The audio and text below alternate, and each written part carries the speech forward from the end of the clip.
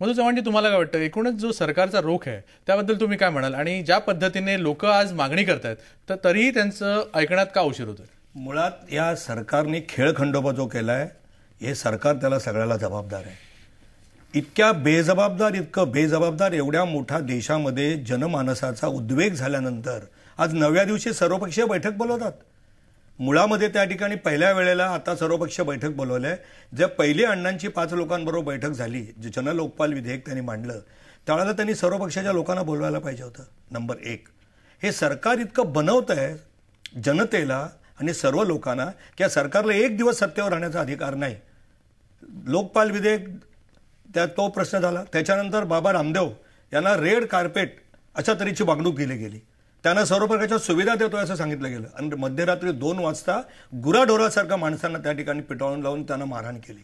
आता पहिल्या दिवशी उपोषणाला बसल्यानंतर ज्या हालचाली आज केल्या, हे कपिल सिब्बल, संघवी, ही सगळी जी बेजबाबदार माणसं एक प्रकारचा जनतेच्या जखमेवर मीठ चोळण्याचं त्या ठिकाणी वक्तव्य करत असतात. मला असं वाटतं की पहिल्यांदा अण्णा हजारेंनी उपोषण सोडणं अत्यंत आवश्यक आहे. आणि गेली 40-45 वर्ष लोकपाल विधेयकावर खेळखंडोबा यांनी केला, आणता आलं नाही बिल. आणि मग मला असं वाटतं की भारतीय जनता पक्षाची अशी मागणी आहे की याच्यावर त्वरित सरकारने आपलं जे बनवाबनवी करणारे विधेयक आहे ते मागे घेतलं पाहिजे. आणखीन एक जी आपण रत्नाकर महाजन यांना विचारूया.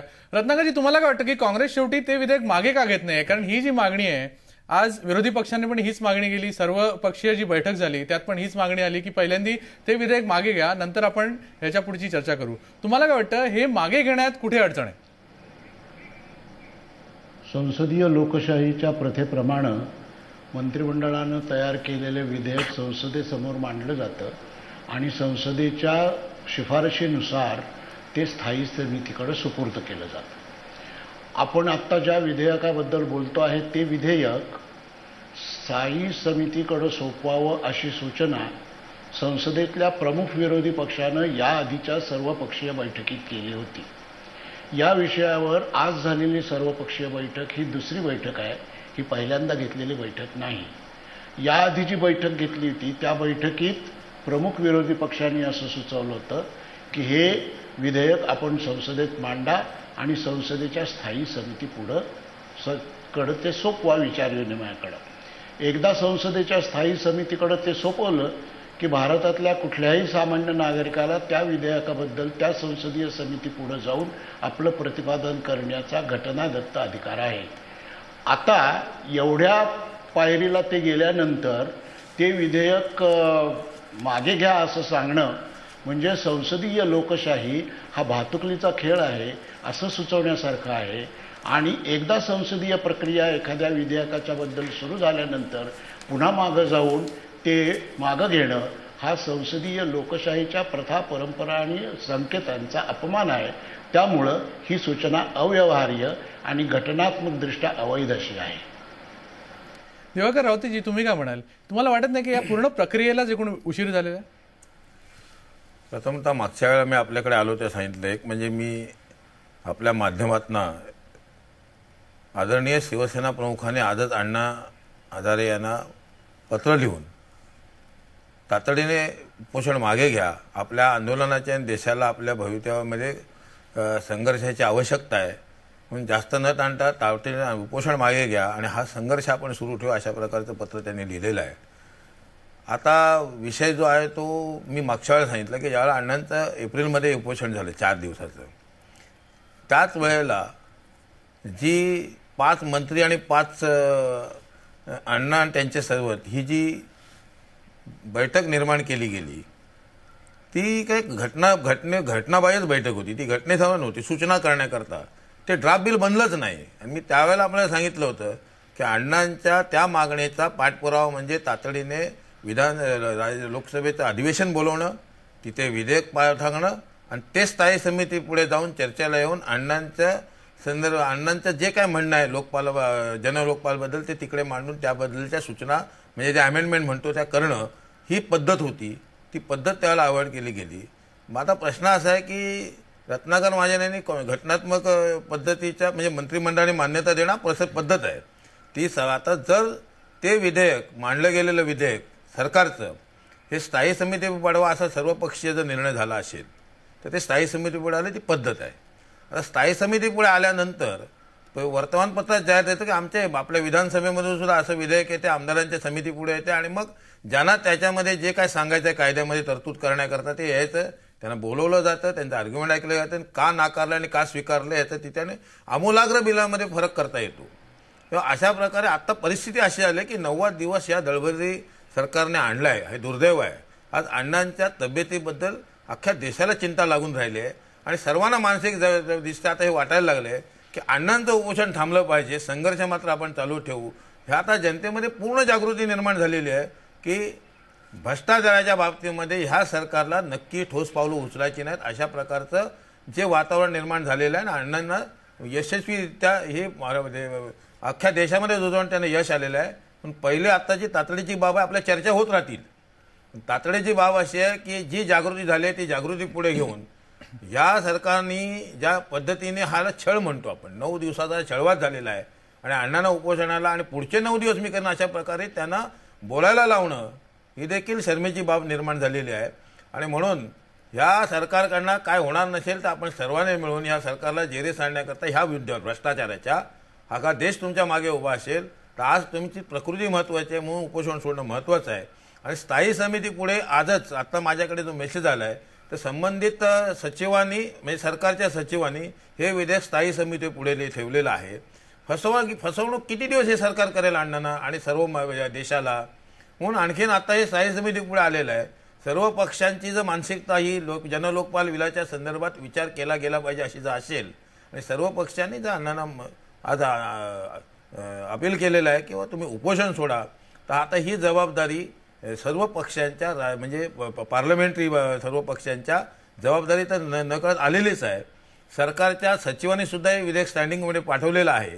स्थायी समिती पुढे आपल्याला सर्वांना जाता येते, जर अण्णांच्या संबंधितांनी जाता येईल तर ह्याच्यावर फक्त खरं मार्गदर्शन जे पाहिजे ते अण्णांबरोबर असलेले जे शांतिभूषण आहेत त्यांनी योग्य आणि अयोग्य काय हे आता येऊन बोललं पाहिजे. कारण ते मंत्री होते, कायदा मंत्री होते, त्यानेच हे मूळ बिल निर्माण केलेलं आहे आणि ते आज अण्णांच्या बरोबर आहेत. तेव्हा योग्य काय आणि अयोग्य काय ह्याची इतरांनी आपण चर्चा करण्यापेक्षा शांतिभूषण आणि अण्णांच्या वतीने खरंच परिस्थितीत काय करू शकतो घटनात्मकदृष्ट्या हे आता सांगण्याची गरज आहे. कारण ते कायदा मंत्री होते तर खरं मार्गदर्शन होईल. पण हे सगळं होत असताना चर्चा होत असताना ज्या प्रामाणिकपणाने शिवसेना प्रमुखांनी सांगितले आणि शेवट शिवसेना प्रमुख नाहीत अख्ख्या देशातल्या विचारवंतांचं आता मत आहे की अण्णा तुम्ही आता जिंकलेले आहात, आता आपण ह्या सरकार ह्या बाबतीमध्ये निश्चित संघर्ष पुढे नेऊ तुमच्याच माध्यमातून, तर तुम्ही उपोषण थांबवलं पाहिजे ही आजची तातडीची गरज आहे. म्हणून शांतिभूषण यांनी या संदर्भामध्ये योग्य मार्गदर्शन, ते कायदा मंत्री होते ते आज अण्णांच्या टीममध्ये आहेत. रत्नाकर महाजन यांनी जे आता जे सांगितलं ही घटनात्मक बाब आहे. पण एकूणच याला एवढा वेळ लागायची खरंच गरज होती. ते सांगितलं ना की सुरुवातीला आणि माझ्यामध्ये अजूनही काही लोक म्हणतात की हा अट्टहास त्यांनी सोडायला पाहिजे. अतुल कुलकर्णी तुम्हाला काय म्हणायचंय की खरंच अण्णा अट्टहासापायी हे करतायत की खरंच ते तुम्हाला काय वाटतं त्याच्या मागचं कारण काय?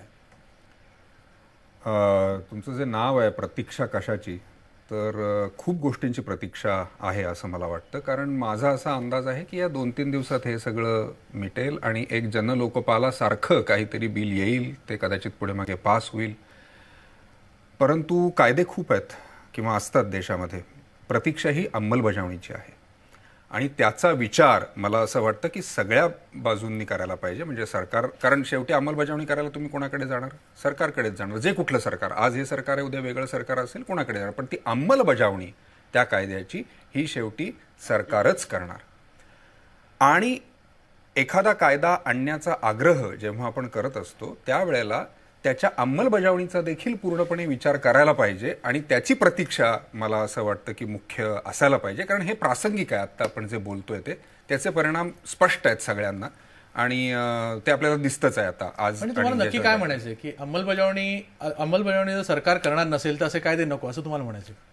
माझं म्हणणं असं आहे की मुळातच भ्रष्टाचार हा प्रकार टॉप टू बॉटम असा नाही आहे, हा बॉटम टू टॉप असा अप्रोच ह्याचा असायला पाहिजे.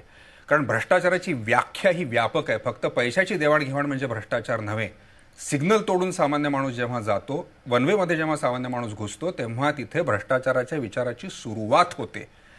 त्यामुळे त्याची व्याख्या व्यापक करणं आंदोलनकर्त्यांनी हे आत्ता गरजेचं आहे. लोकांना त्यांच्या जीवनाशी निगडीत, सांगतोय मी आता तेच, की त्यांच्या जीवनाशी निगडीत असे कार्यक्रम त्यांना दिले पाहिजेत. या बिलाच्या संदर्भात जे वेगवेगळे मतप्रवाह आहेत, जे सरकारचंच नाही म्हणत आहे मी, इतरही बाजू आहेत, अरुणा रॉय आहेत, आणखीन कोणी मंडळी आहेत, ह्या सगळ्यांनी मिळून ज्या काही सूचना केलेल्या आहेत त्याच्याबरोबर त्या बस, कारण त्या अंमलबजावणीच्या दृष्टीनं फार महत्त्वाच्या सूचना आहेत म्हणून मी म्हणतोय. तर ह्या सगळ्यांचं म्हणणं ऐकून घेणं आणि एक ज्याला मिडल ग्राउंड म्हणतात, एक चर्चा ज्याला म्हणतात, तसं ग्राउंड तयार करणं हे अत्यंत महत्त्वाचं आहे असं माझं मत आहे. पण माझा फक्त प्रश्न एवढा आहे की एवढी वर्ष झाली, या 43 वर्ष याच्यावर चर्चा झाली आहे, अंमलबजावणी अजूनही झाली नाही, जसं तुम्ही म्हणता सर, हे बिल अजूनही आलेलं नाही, तर खरंच लोकांना याच्यात अंमलबजावणी करायची आहे का?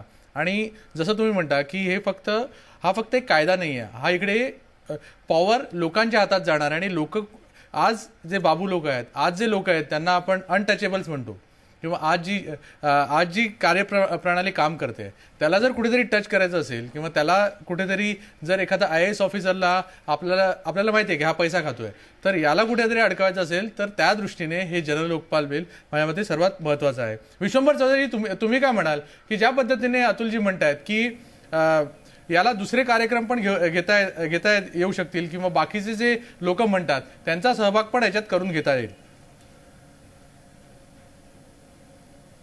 नाही, यामध्ये आपली विश लिस्ट ही खूप मोठी असू शकते, अगदी कल्याणकारी राज्यापर्यंत, रामराज्यापर्यंत ती असू शकते, परंतु काही टप्पे आहेत, काही पायऱ्या आहेत, आणि जनलोकपाल ही पहिली पायरी. परंतु माझ्याकडे आपण बऱ्याच वेळाने आलात, मी खरं दिल्लीत आपली प्रतीक्षा करत होतो, म्हणून 1-2 मिनिटं फक्त घेतो, आता बोलतो.